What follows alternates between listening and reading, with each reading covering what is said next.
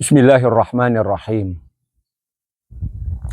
Ada riwayat yang menjelaskan bahwa kuburan ini setiap harinya memanggil kepada kita, setiap hamba Allah yang masih hidup di muka bumi ini, yang masih bernafas, yang masih melangkahkan kaki, yang masih mengayunkan tangannya di muka bumi ini, dipanggil oleh kuburan itu sebanyak 5 kali sehari. 5 kali itu kalau kira-kira kita bagi, dalam satu hari itu ada 24 jam, saat ini dibagi 5, 4, sekian. Katakanlah kita bulatkan itu 5 jam. Jadi setiap 5 jam sekali, kuburan itu memanggil kepada kita, memberikan peringatan kepada kita tentang 5 perkara. Apa kata kuburan? Ayuhan nas, wahai manusia, siapapun kamu, apapun profesimu, bagaimanapun tingginya pangkat dan jabatanmu, berapapun banyaknya harta yang kau miliki, kita tuh dipanggil oleh kuburan. Apa kata kuburan? Ayuhan nas, wahai setiap manusia, ketahuilah, ana baitul wahdah, aku adalah tempat kesendirian. Artinya apa? Kalau nanti sampai saatnya engkau meninggal dunia, engkau mati, maka engkau akan masuk ke dalamku ini sendirian. Tidak ada kita yang masuk ke dalam kuburan itu bawa kawan. Kecuali, ini kata kuburan, ayuhan nas ana baitul wahdah.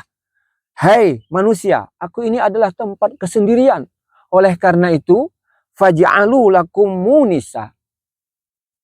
Siapkanlah bagi kalian untuk bawa kawan. Siapa yang bisa menjadi kawan kita ketika berada di kuburan? Faj'alu lakum munisa biqiraatil Qur'anil Karim. Bawalah kawan ketika engkau masuk ke aku, ke dalam kuburan ini. Apa kawanmu? Dengan banyak-banyak membawa pahala membaca Al-Quran. Sudah banyak, mungkin kita diajarkan oleh guru-guru kita. Kalau mau tidur misalnya, bacalah 2 ayat terakhir surat Al-Baqarah, amanar rasulu bima unzila ilaihi mir rabbihi wal mu'minun, dan seterusnya. Lalu kemudian bagus juga kita baca 10 ayat pertama surat Al-Kahfi, alhamdulillahilladzi anzala ala abdihil kitaba wa lam yaj'al lahu 'iwaja qayyiman liyundhira ba'san syadidan min ladun, dan seterusnya. Bagus juga setiap malam sebelum tidur kita baca surat Al-Muluk, surat Tabarak, tabarakalladzi biyadihil mulku wa huwa ala kulli syai'in qadir, dan seterusnya. Pahala-pahala dari bacaan ayat suci Al-Quran nantinya akan menjelma menjadi kawan yang menjadi teman kita ketika berada di dalam kuburan. Itu yang pertama.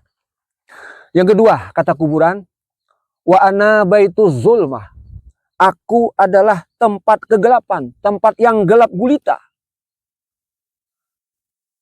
Fanawwiruni biqiyamil lail. Kalau kita ingin menjadikan kuburan kita terang benderang, perbanyaklah ibadah di malam hari, bangun di malam hari, lakukan ibadah.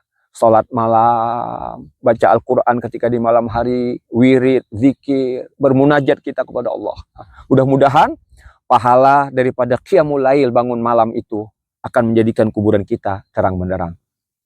Yang ketiga kata kuburan, wa ana baitut turab. Aku adalah tempat yang semata-mata terbuat dari tanah. Kuburan itu depan tanah, belakang tanah, kiri kanan tanah, atas tanah, bawah tanah. Semua kita akan berada di dalam tanah. Oleh karena itu kata kuburan, fahmil firash. Bawalah kasur yang empuk, bawalah tempat tidur yang empuk. Apa itu tempat tidur yang empuk? Bil amali soleh. Banyak-banyak beramal soleh. Banyak-banyak mengumpulkan pahala dari kebaikan-kebaikan yang kita lakukan ketika masih di dunia. Sehingga nanti bisa menjadikan kuburan kita nyaman. Seakan-akan kita punya tempat tidur yang nyaman. Yang keempat, kata kuburan, wa ana baitul afai. Aku adalah tempat di mana di dalam kubur itu banyak binatang-binatang berbisa.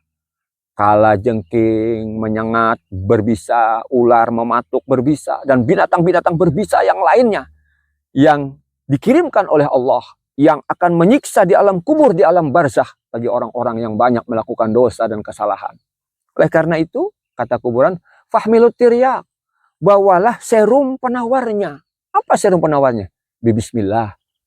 Dengan sering-sering kita membaca bismillah. Setiap perbuatan kita, mulailah dengan bismillah. Apapun saja kita lakukan, kebaikan-kebaikan yang kita kerjakan, bismillah. Keluar rumah baca bismillah, masuk rumah baca bismillah, duduk di kursi baca bismillah, melakukan sebuah kegiatan-kegiatan apa saja.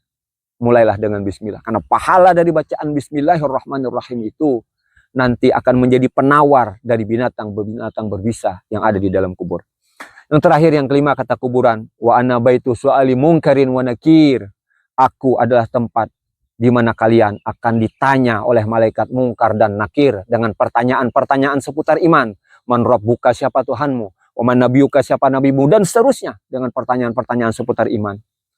Kalau ingin lidah kita fasih menjawab pertanyaan-pertanyaan dari malaikat mungkar dan nakir itu, kata kuburan, fa'aksiru min qawli la ilaha illallah.